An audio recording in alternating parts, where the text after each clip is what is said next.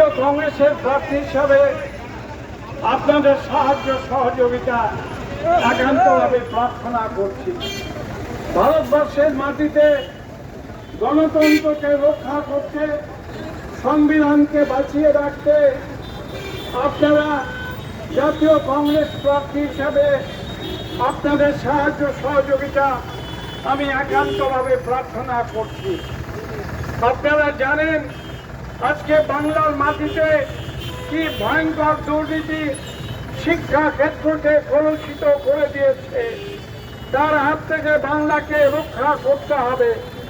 বাইরে গেলে লোকেরা যখন বলেন যে আপনারা বেঙ্গল থেকে এসছেন, মানে চোরের জায়গা থেকে এসছেন, লজ্জায় মাথা নিচু হয়ে যায়।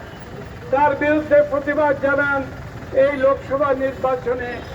তারই একজন সৈনিক আমি হাত প্রতীক চিহ্ন নিয়ে দাঁড়িয়েছি।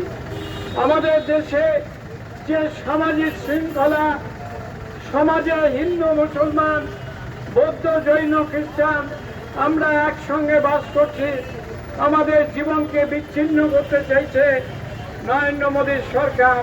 তার বিরুদ্ধে রুখে দাঁড়ান, হাত চিহ্নে ছাপ দিন, এই আবেদন আপনাদের কাছে রাখছি।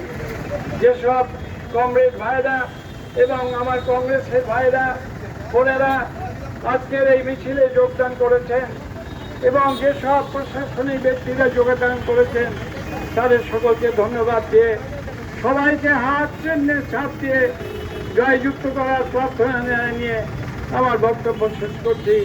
জয় হিন্দ, বন্দে মাতরম।